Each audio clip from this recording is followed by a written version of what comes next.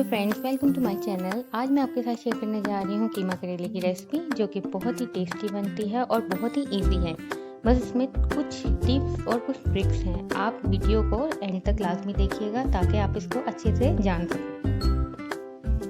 चलिए स्टार्ट करते हैं। हमें चाहिए 250 ग्राम्स ऑनियंस, जो कि इस तरीके से कटे हुए हो, थोड़े मोटे। साथ ही हमें चाहिए लहसुन, अदरक, टमाटर और गार्निशिंग के लिए हम ले रहे हैं हरी मिर्चें। करेलों की कड़वाहट को ख़त्म करने के लिए हम 250 ग्राम इस तरह मोटा कटा हुआ प्याज, जबकि बाकी 750 ग्राम्स जो प्याज है 1 kg में से, उसको इस तरह बारीक काट लेंगे। साथ ही हम लेंगे नमक, मिर्च, हल्दी और गरम मसाला, जिसकी क्वांटिटी आप हस्बे जायका ले सकते हैं। अब हम ले रहे हैं भाजी मटन कीमा। आप इसकी जगह पे बीफ कीमा या चिकन कीमा भी ले सकते हैं। इसका तरीका यही रहेगा, सिर्फ टाइमिंग चेंज होगी। अगर आप चिकन कीमा ले रहे हैं तो ये लेस टाइम में बन जाएगा, जबकि अगर आप बीफ कीमा ले रहे हैं तो इसको थोड़ा ज़्यादा पकाना पड़ेगा, ज़्यादा टाइम लगेगा। तो इसी तरीके से आप जोन सा कीमा चाहें आप ले सकते हैं। यहाँ हम ले रहे हैं 1 kg के करीब करेले, जिनको आपने छील के उसके बाद आपने इसको कट करना है और फिर 30 मिनट्स के लिए सॉल्ट डाल के इसको मैरिनेट करना है। उसके बाद करेले जब अपना पानी छोड़ दे तो इसको अच्छे तरीके से स्क्वीज करना है और पानी से इस हद तक धोना है कि इसके अंदर से सारा नमक निकल जाए। ये लाजमी रखिएगा। और साथ ही मैं ले रही हूँ इसके छिलके। इसके हेल्थ बेनिफिट्स बहुत ज़्यादा हैं और इनका जो भी न्यूट्रिशनल वैल्यूज वही है जो कि करेलों की है। लेकिन कुछ लोग इसको लाइक नहीं करते, तो ये ऑप्शनल है, आप इसको स्किप भी कर सकते हैं। इसकी जगह आप करेले और डाल लीजिए। लेकिन मैं आपको यही रिकमेंड करूँगी कि अगर आप इसको नहीं भी लाइक करते तो आप इसको यूज़ करके देखिए, क्योंकि ये एक बहुत ही अच्छा टेस्ट देते हैं और अगर आप कीमे के साथ मिक्स करेंगे तो बहुत ही अच्छा बनेगा।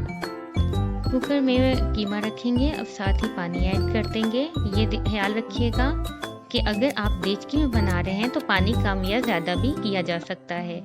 अब आपको अपनी फ्लेम हमेशा हाई रखनी है, यानी कि तेज़ आंच पे बनाना है।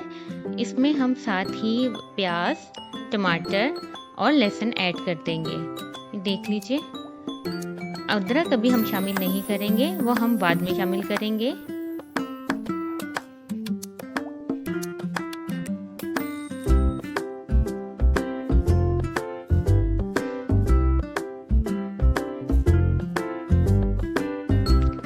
साथ ही हम सारे स्पाइसेस में ऐड कर लेंगे। सिर्फ हम गरम मसाला नहीं करेंगे, वो बिल्कुल हम इसको भूनने के बाद करेंगे। वो आप देखिएगा, आपको बताते जाएंगे साथ साथ। अभी हमने नमक, मिर्च, हल्दी ये ऐड किया।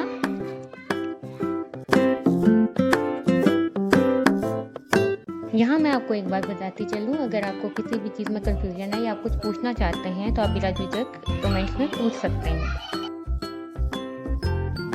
अब हम कुकर को 10 मिनट के लिए बंद कर देंगे। देखिए 10 मिनट के बाद बहुत एहतियात से इसको खोलिए। कीमा काफ़ी हद तक पक चुका है। अब हम ढक्कन बंद किए बगैर इसको पकाएंगे जब तक कि पानी खुश्क ना हो जाए। दूसरी जानिब हम एक पैन में ऑयल डालेंगे और इसको इसके गरम करेंगे। जब ये हीट अप हो जाएगा तो इसमें हम करेले ऐड करेंगे। ये ख्याल रखिएगा कि इसमें 300 ml में से 200 ml ऑयल जो है वो इसमें डलेगा और 100 ml कीमे में डलेगा। तो आप ये देख लीजिए, साथ साथ आप कीमे में भी चमचा हिलाते रहिए। हम करेलों को उस टाइम तक पकाएंगे और चमचा हिलाते रहेंगे जब तक कि ये गोल्डन ब्राउन ना हो जाए। इस पूरे प्रोसीजर में 10 to 15 मिनट्स भी लग सकते हैं। यहाँ आपको बहुत ध्यान रखना पड़ेगा कि कहीं करेले जल नहीं जाएं और आपको थोड़ी थोड़ी देर बाद देखना पड़ेगा। अब हम इसमें करेले के छिलके भी ऐड कर लेंगे। देखिए कलर चेंज हो गया था, और इनको भी पकाएंगे जब तक कि ये भी अपना कलर चेंज ना कर दें। करेले के छिलके बहुत कम टाइम में पक जाते हैं, इसलिए हम थोड़ी देर से डालते हैं। ये देख लीजिए, चमचा आप हिलाते रहिएगा।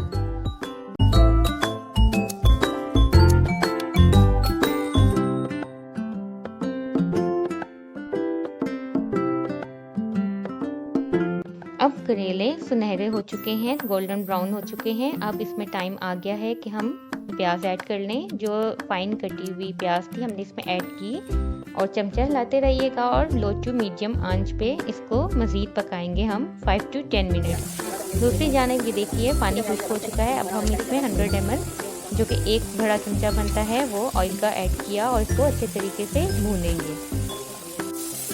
अब थोड़ा भूनने के बाद हम इसमें अदरक पेस्ट ऐड कर देंगे और फिर इसमें चमचा हिलाते रहिए। उसके बाद हम इसको तब तक पकाएंगे जब तक कि ऑयल अलग नहीं हो जाए और उसके बाद इसमें गरम मसाला ऐड कर देंगे। गरम मसाला आप एंड में ऐड कर रहे हैं, इससे इसकी खुशबू अरोमा बहुत अच्छा आता है। आंच बिल्कुल धीमी रखिए। दूसरी जानिब देखिए करेले रेडी हो चुके हैं। अब इसमें हम कीमे की एक लेयर बनाएंगे। प्याज इसमें पक चुका है क्योंकि हमने इसको धीमी आंच पे पकाया है, लेकिन इसने कलर चेंज नहीं किया। जब हम इसके ऊपर कीमे की लेयर बनाएंगे तो कीमा अपना कलर जो भी है वो इस प्याज पे आ जाएगा और इसका टेस्ट और कलर बहुत ही प्यारा आ जाएगा। कोई ये चीज़ नहीं समझ आएगा कि आपने प्याज बाद में डाला था। ये देख लीजिए और इसकी लुक देख लीजिए। अब हम इसको गार्निश करेंगे धनिए से और साथ ही हरी मिर्चों से। ये देख लीजिए।